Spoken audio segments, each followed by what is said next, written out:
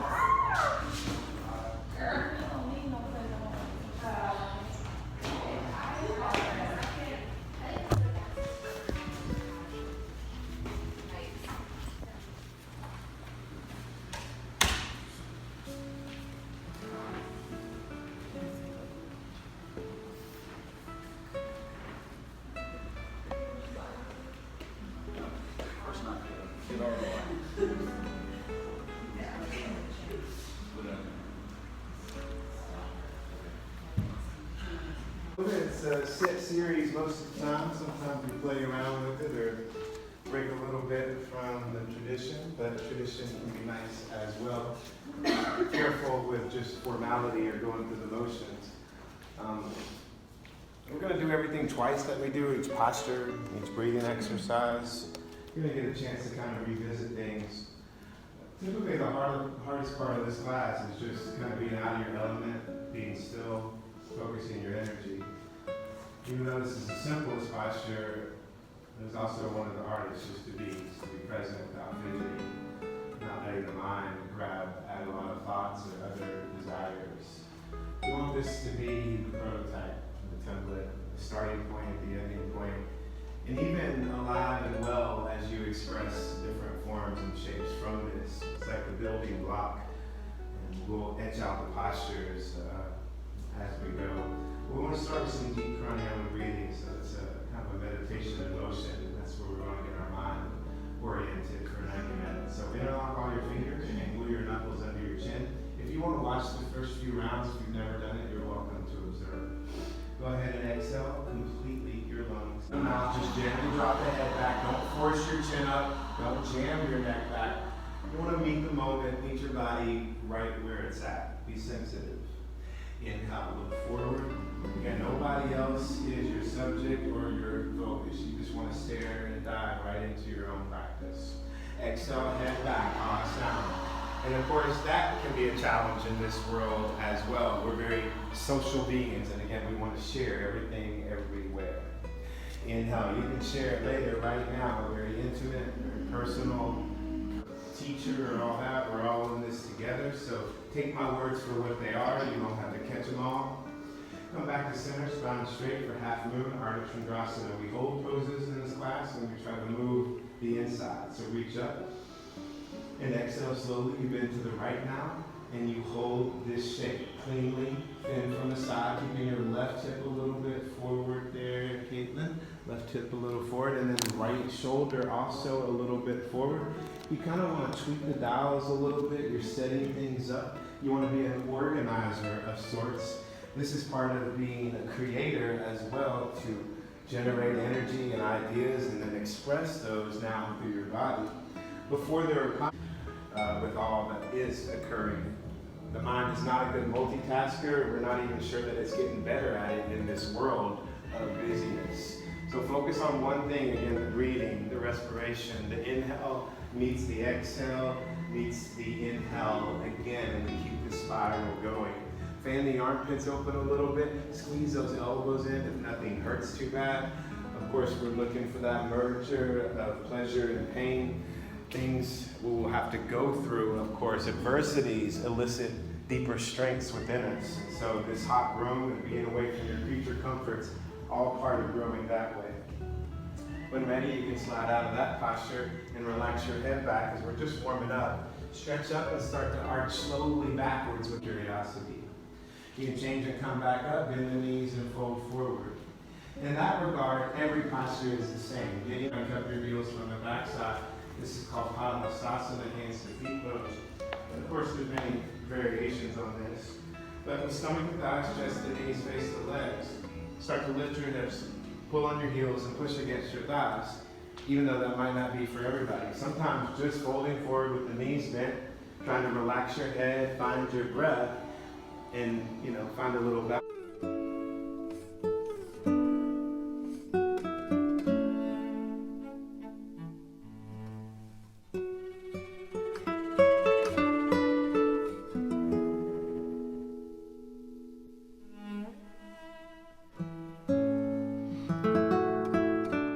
Halfway, squeeze the knees together.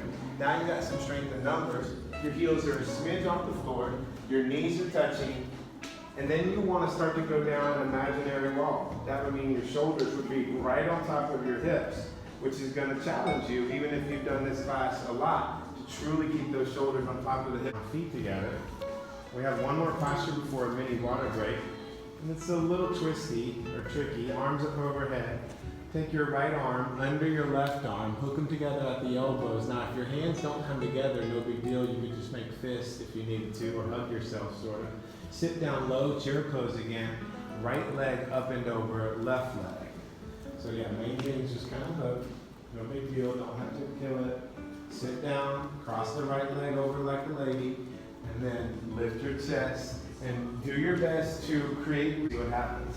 Lock your left leg. We're about to ramp the class up a little bit. Lift your right leg off the floor like a prancing horse, thigh parallel. A lot of you might just interlock your fingers right under the knee so your arms can participate and get involved. Others might try standing leg lock in and out to the nose. Slowly with an exhale, you move your right foot forward. And again, it's an inquiry. Every time you move, you're observing the corners you came in, and you're going to try to bend your right knee and grab your right foot inside.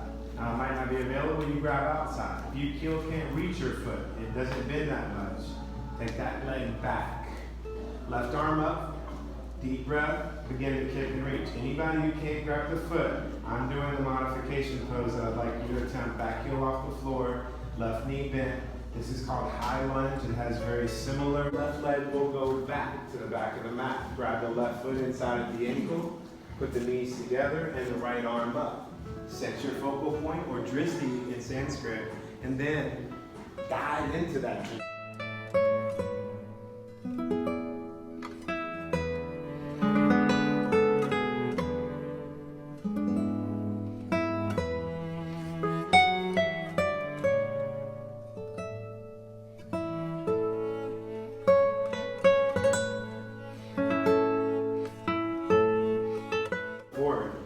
Point the right toes. Try not to let things change.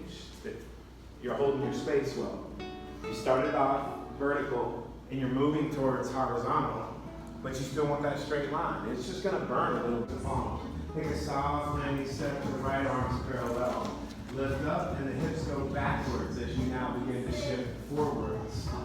Maybe exhales to come up. You step back to the left, bending the right knee a little, push off, touch the palms, and then arms float down.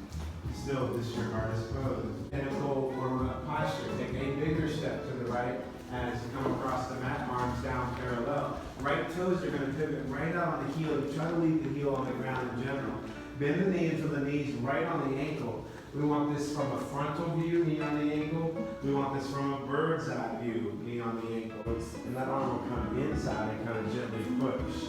A couple more breaths like you're taking a snapshot, for your muscle memory. The left toes out. Bend the knees, sit down. That's how you spring loaded. Getting ready. So, toe, heel alignment. These little specificities go a long way in the general flow and feel of your pose. Turn the palms, shift out over, and try to find a side angle. Utthita Parsvakonasana. Again, face relaxed, agenda off, mouth closed. A moment there before straightening the knees, pivoting the toes. Go ahead, dismount best you can all the way back to the left. Palms and feet touch, arms down, eyes steady to the horizon. You never know what's going to come over it.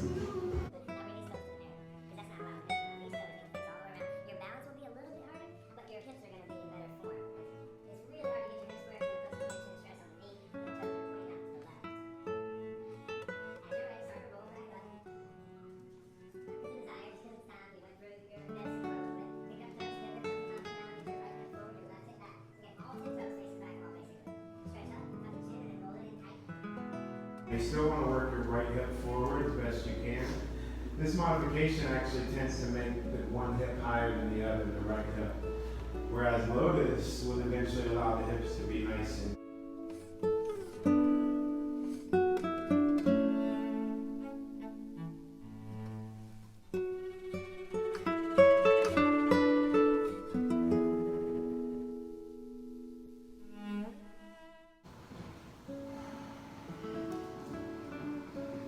staring down your body. Eyes are open. Still breathing up into those upper thighs and lower bellies. Laying your spine flat along the ground. You're still massaging down low. That's why you want to emphasize the movement of that breath. With your diaphragm, not just your lungs, your diaphragm actually touches upon these low. The fingertips at the very top of your trapezius. Bikram is a stickler about getting this right. So even those fingernails right in line with the top of the shoulders. Back them up a little bit. Right, yeah, right there. Now see how that feels? Peel off the floor. It's going to help set the shoulder girdle. When your hands are forward, your shoulders tend to rise up forward too. So you're pulling your elbows back, squeezing into your side body. Come up to about 80-90% of your maybe max lift. I want 100% attention and reverence and breath as possible. In and out through the nose, just hold a good form. Nice and clean contours. Wind sweeping over the body, dipping down in the valley of the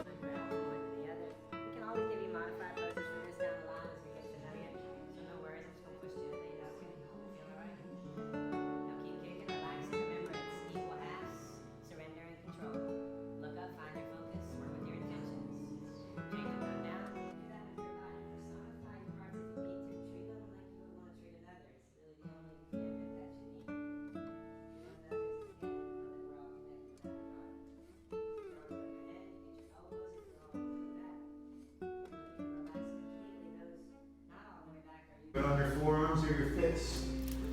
If you prefer downward dog, I got no problem with that either. Downward dog is a little more restful. It's also a little more dynamic.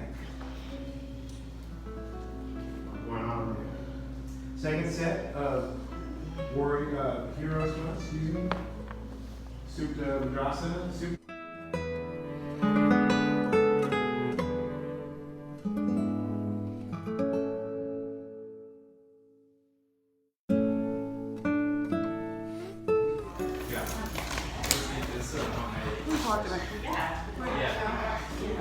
Bye, love y'all.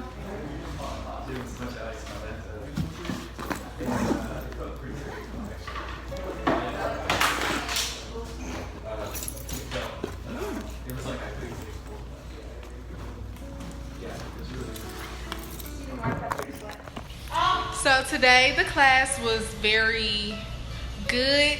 It was what I needed because I switched up my workout routine. So I've been walking around like a tightrope band all week. So it was really good. It was really spiritual because this is my first time having like a yoga class and informative. Good. I'm glad you got all that. I really enjoyed it. And what's your name? My name's Steven. This is the yoga circle that we're at. And okay, Akira.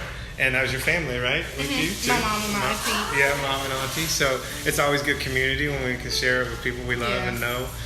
And it's hot yoga, so you're going through an adversity of training. It's like training in elements. Yeah, you got to get out of your comfort zone to appreciate your comfort zone. And the heat is therapeutic. It's like being in a steam room.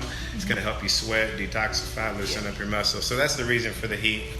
So you guys come.